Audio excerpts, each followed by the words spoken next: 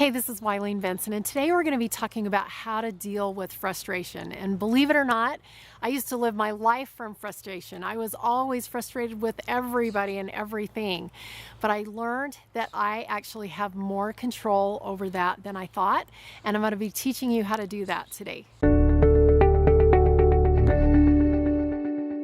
Hey, this is Wylene Benson, and I appreciate you joining me again for another tip. And today we're going to be talking about how to deal with frustration. And I think this is such an appropriate topic for me personally to be sharing today, because I had a situation this morning where there was a little bit of frustration on my part, a little bit of frustration on the other person's part. And so I want to share a little bit about kind of what happened and how I got to a place of being at peace and feeling just like in a really neutral space about the whole thing. So what happened was I have somebody who I work really closely with, and she made a decision about what was going to be just a really awesome next step. And she came up with all of her reasons why this would be really awesome and great and shared them with me. And I was able to see kind of some holes in it and see some reasons why maybe this wasn't actually the best decision, and shared some feedback with her. And we went around and around, and it was almost like an argument of her trying to prove her point and me trying to prove my point. And there was a little bit of frustration that kind of went on there. So what I finally did was I went back to the moment where we were both still just friends, and that we were all on the same page, that we both wanted the same outcome. And it was before the decision was made, before she made her decision and started trying to prove her point. And so we actually found a place of not being in frustration. We found a place before the frustration began. And so that would be like one thing that you could try if you're in a frustrating situation. This really worked for me powerfully today, and so I recommend that you try that, is get yourself in a neutral space, and maybe even step outside of it. Maybe take a break, go in another room. With the situation this morning, we were just on a text thread, and I just stepped away. I went upstairs, I had breakfast, and I just kind of stepped out of the situation. And then I came back and looked at it with new eyes.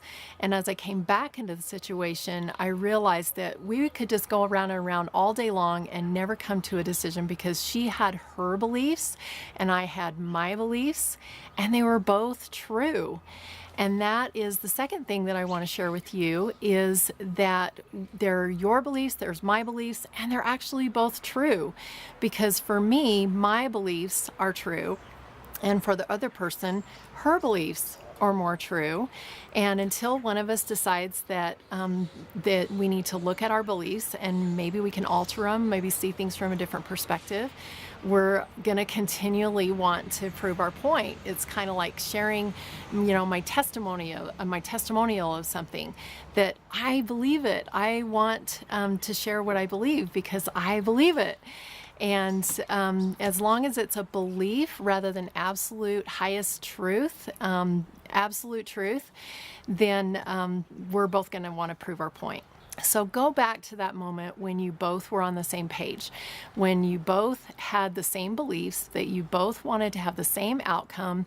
And I know that it's altruistic. That outcome is something that you both want, that is perfect and beautiful. And once you get to that point, then you can say, okay, let's just take a deep breath. This is what we want to have the outcome to be. This is what I see is the best way to get to that outcome. This is what you see is the best way to get to that outcome. But really, we really do want to get to that outcome. So then focus on the outcome and then have the discussion together. I think a lot of times frustrations happen when, like in this case, a decision was made outside of the committee, outside of the relationship or whatever. And if we can get back to that point before the decision was made and create some unity in what the outcome is, and then come to the conclusion together, come to the perfect solution, the perfect outcome together. And that's kind of what happened with this situation this morning for me, was we went back to that moment and it's like, okay, what do we want? What are we actually trying to accomplish on this?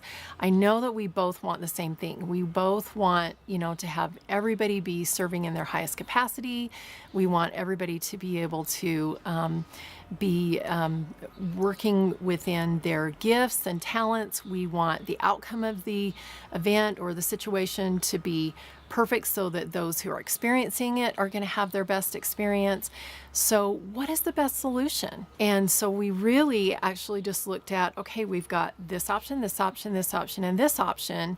And you decided that this option was best, but let's just open the space for even maybe a fifth or a sixth or an eighth option that maybe we haven't even looked at all the options that were available. And so together, we can create even a better outcome than one person can themselves. So the next piece that we need to look at is whose stuff are you in? So there's three people's stuff. There's my stuff, there's your stuff, and there's God's stuff. There's some things that we don't really even have control over, or we shouldn't have control over. We shouldn't try to have control over. That's not even our stuff.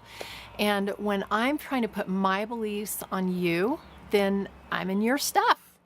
It's not my job. It's not my job to change your beliefs. It's your job to figure out what you believe and what's the absolute highest truth for you. And so, if you're frustrated, that would be a question that I would ask. Whose stuff am I in? Am I actually just looking at what my beliefs are and wanting to stay true to my beliefs? And there definitely is a time when you want to stand firm and stand true on what your beliefs are, and that would be for you. But anytime we say the words you should, if you say the word should or shouldn't, then usually we're in somebody else's stuff. So if I say, well, you should see what my point of view is, or I wish that they would, do this. If they would just see my point of view, then everything would be great. Well, yeah, we wouldn't have to, argue about anything. We'd never have to disagree about anything if everybody had the exact same beliefs. But in this world, every single one of us is different. Every single one of us has had different experiences that have brought us to this point. And that's what makes this world so awesome and so beautiful. If everybody believed the same as I did, there would never be internet, because I don't know how to do internet. I don't know how to create stuff like that, technology and things like that. And if everybody believed as you did, there would be really awesome stuff with the things that you love and that you're committed to, but then everything else of the world would develop at a much slower pace. So it's really important that we all do have our own stuff and that we spend time in our own stuff creating, because that's what really makes this world grow. It's what creates a synergy of the whole world working together in their gifts and talents. So it's great that each one of us has our own stuff. The other thing is God's stuff. And I feel like there are things that I'm truly passionate about, and causes and things that I want to, specific things that I want to help create better in the world. I work a lot with people with addictions, and that's one of the things that I'm really passionate about, is helping people to just cut their bonds that they've placed on themselves and create freedom. And addiction is one of those places that a lot of times bondage exists. And so I'm truly passionate about that.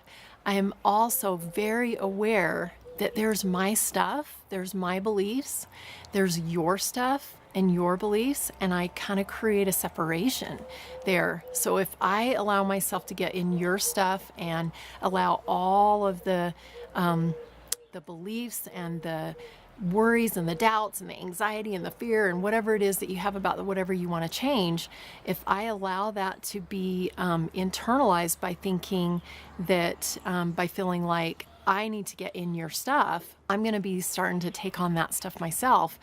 And it's really not my job, and it's not my responsibility, and I really don't want that. I don't want that extra weight because I've got my own stuff. And so God's stuff is the last thing that we want to really address is my stuff, your stuff, and God's stuff. God's stuff is those things that we really don't have a lot of control over, that we have to trust and we have to just let God take care of it.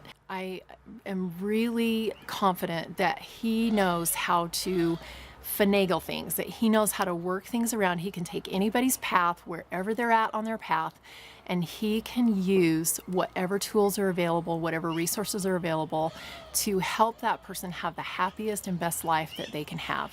So I just let go and let God. I just allow Him to take care of what's His. I take care of what's mine. I'm going to let you take care of what's yours.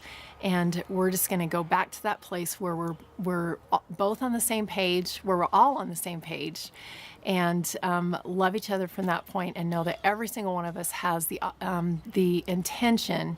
I believe that everyone has the same intention to get around to that we live in just this peaceful world, and we're all peaceful inside. We can live in that space of unconditional love, and we can do it just by allowing you to be you, me to be me, and God to be Him. All right, so now that you have learned how to get rid of frustration, be sure to subscribe, because next week we're going to be talking about how to move on with your life.